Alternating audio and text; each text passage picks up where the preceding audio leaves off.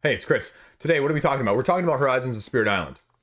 And I'm going to do something a little bit different with this one. Not only am I going to tell you my feelings on it, my impressions on it, I'm also going to talk you through some of the spirits, the 5 spirits that come with this game.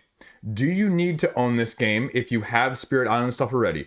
Do you want to get this game if you are looking into Spirit Island? And also, from the stuff that's new, is it worth getting for that alone? As we sort of go through and I tell you my thoughts on some of the spirits as well. Let's do this. So right here at the beginning, I won't drag it out. I won't put it at the very end. I'm going to tell you right now, what do I think about this game? I'm going to say right now, if you are someone in my shoes right now who has all of the other Spirit Island stuff, do you need this game? Absolutely not.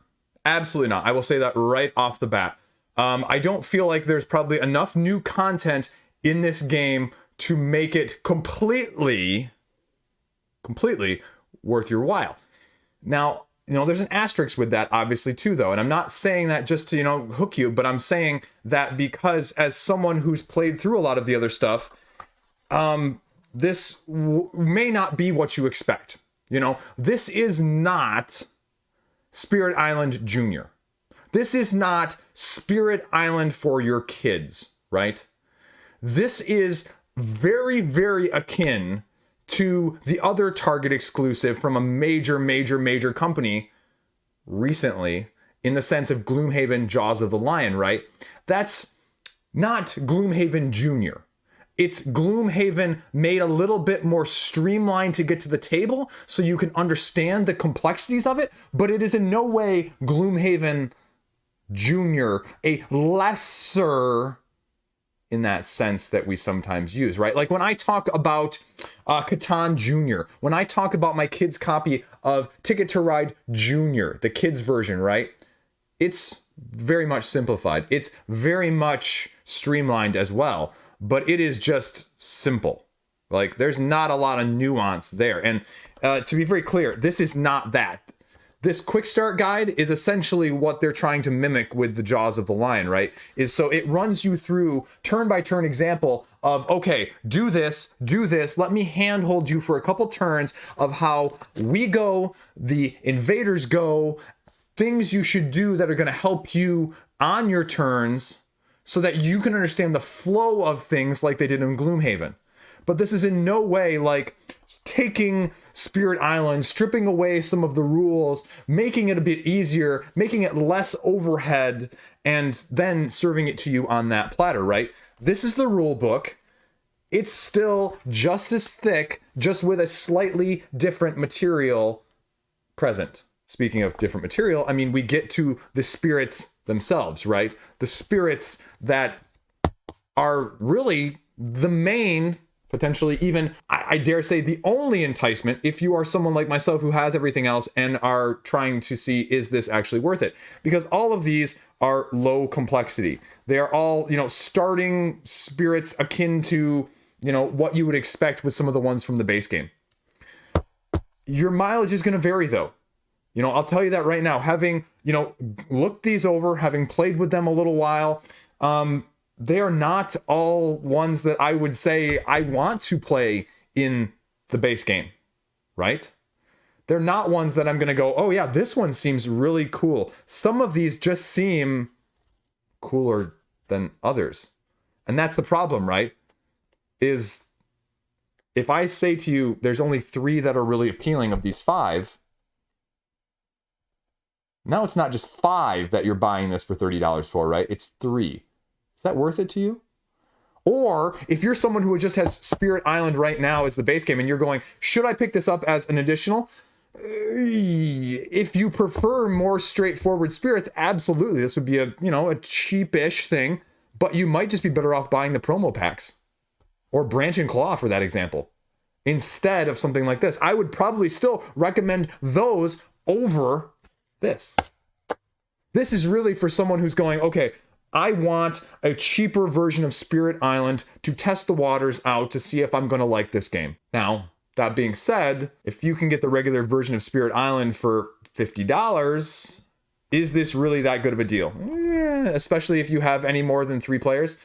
Then again, it's probably not great from that standpoint. Now, I like some of the changes they've made, to be frank with you. I like the fear tokens. The fear tokens actually seem a little bit more solid. I'm a big fear user. I really love that mechanic. And I actually don't mind getting rid of the flimsy plastic invaders, right? I actually kind of like the aesthetic of the little tokens. They're just nice. I like them. I can't say anything else.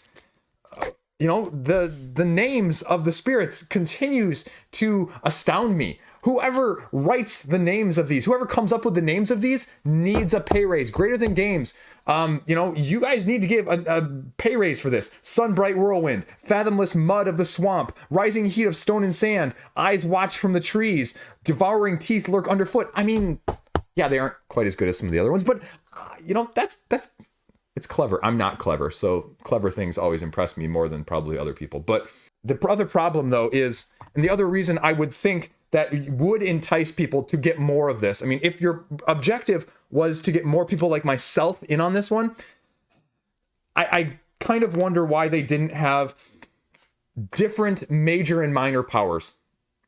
More of them included here, because all of the major and minor powers, apart from the starting powers from these 5 spirits, are all the same.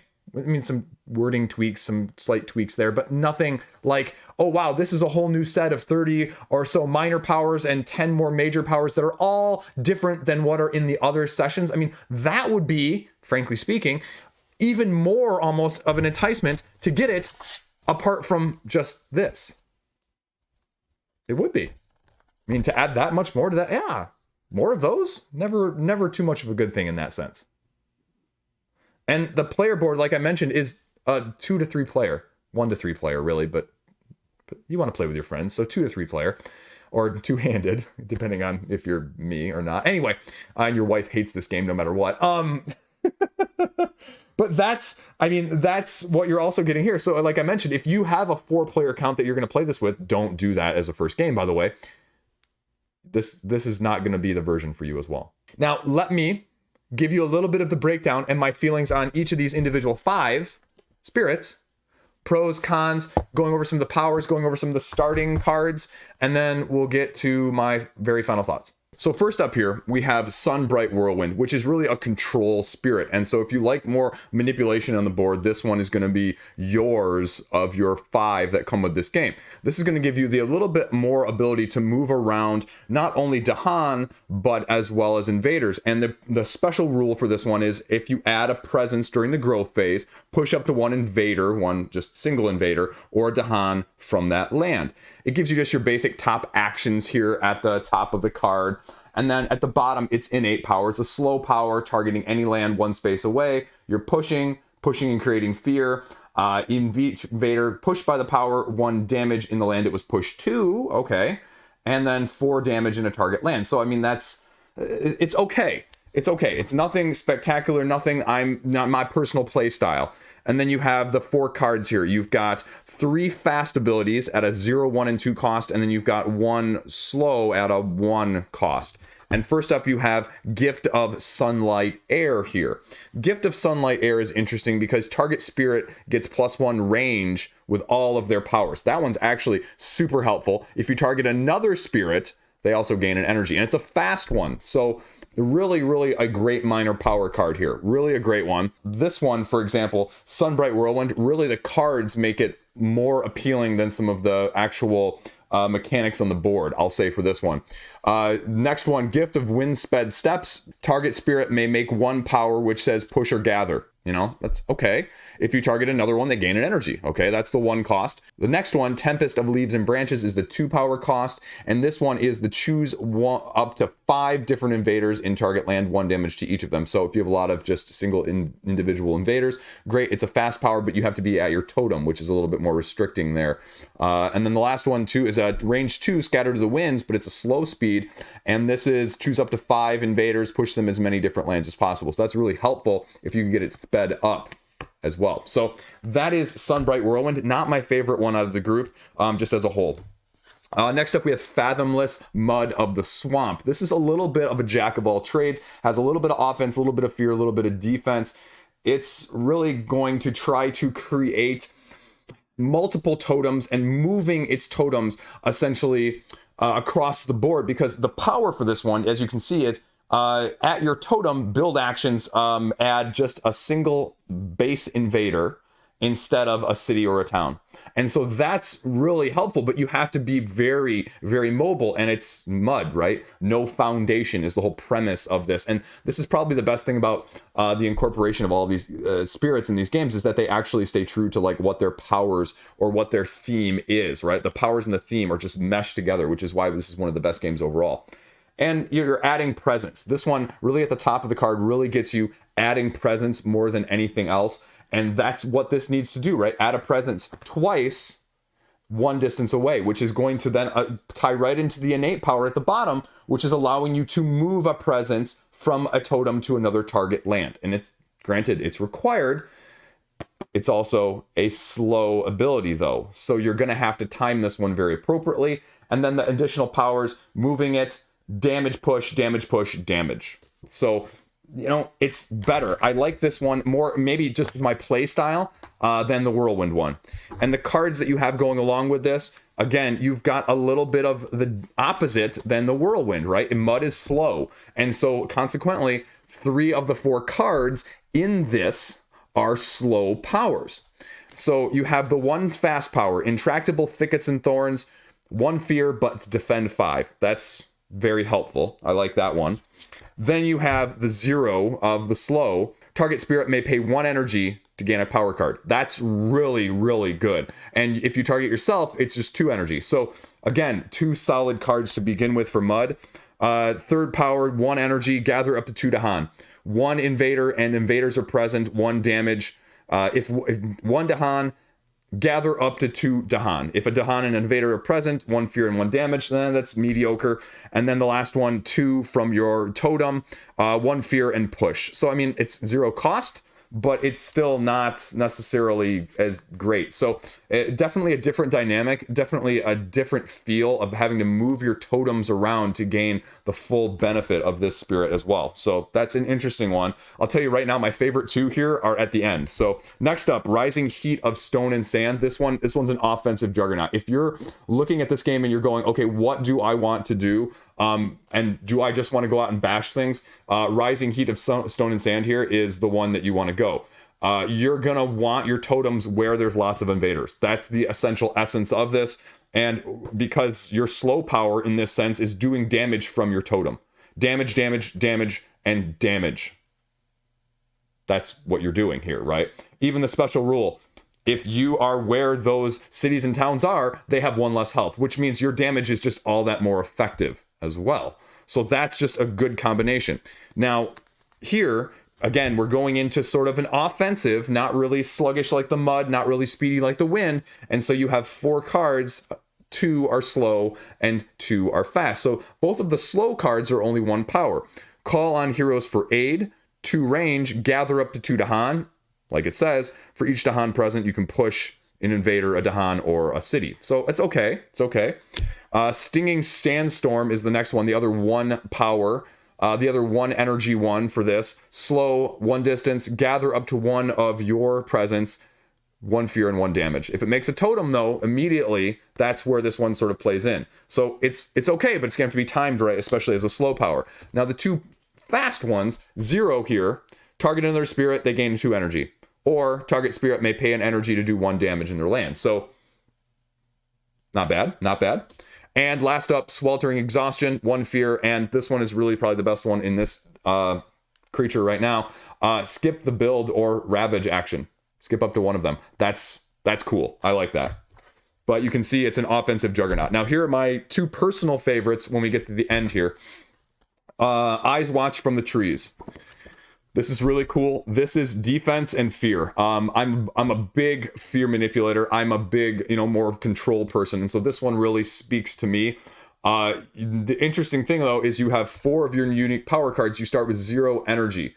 And so you're going to be gathering back Dahan while defending. So that's what this one is going to give you. The special rule is after 1 of your powers adds defend, gather Dahan in. So it's going to be synergistic in that sense. And then you can see as you're going along, the power is not only it's fast, but it's from your totems. So a couple, very similar to one of the base game spirits as well that defends fear and defend, fear and defend, fear and defend, fear and defend. So that's That's right up my alley. Like in video games, I'm always like the healer, right? And so this one appeals to me personally, and the cards are very reflective of that as well. You've got, again, a mix of 2 and 2. We'll do the fast and then the slow here. You can see 0, 1, 0, and 2, fast and slow. So the first one up here, Boon of Watchful Guarding. In target spirit's land, defend 4. But they can spend an energy to make it defend 8. That's freaking awesome. Especially as a fast ability. I mean, that's pretty powerful as a whole. You can see why I like this one. Fast, Mysterious Abductions. 1 fear and 1 damage. Just straight up fear and damage. Just do it. It costs 1 energy. So you can already start blasting through things on your first turn, because the other slow card, which is 0 cost here, gather up to 3 Dahan, and if invaders and Dahan are present, gather a fear, or generate a fear, sorry. But it's 1 range from your presence in a jungle, and you start off in jungles with this guy. So eyes watching from the trees, right? You start off in jungles, makes sense. And the last one, it's 2 power or 2 energy. I keep mixing those up. 2 fear and push 2 invaders. So from 1 range, not bad, not bad. That's my own personal playstyle. And then last up, the other one that I really like is Devouring Teeth Lurk Underfoot. This one is pure offense as well. And you're going to start with 0 energy again with this, but it has a range of 0 offense that you can sort of use against defenders, invaders, I mean. Your damage dealing powers do +1 damage, right? Just +1 straight up. So, and it doesn't matter, you know, what it is. The innate powers is slow, but it's, if you don't have a presence in target land, gather 1 of your presence. So 1 damage, 2 damage, 2 fear, and 4 damage. So that's pretty awesome there, I'll say. And then what do we got going on for cards here with this one? Let's see. We have, again, a nice split, 1 and 2 and 1 and 2 in terms of energy required. So we'll do the fast ones again. The Gift of Furious Might, target another spirit. And that's what I've seen. There's a lot more target other spirits with all of these, as opposed to like the base game itself with Spirit Island, where there's a lot more interactions on the board itself rather than targeting spirits. And this one is a fast power +3 damage with one of its damage dealing powers. So that could be yourself. So you could target yourself and deal +4 damage to something. Now you may not want to, but right, with the -1 health combination, this is, you know, starting to see some of the you know, synergy there. Then we have the 2 power, 2 energy, fast, 0 range, but defend 9.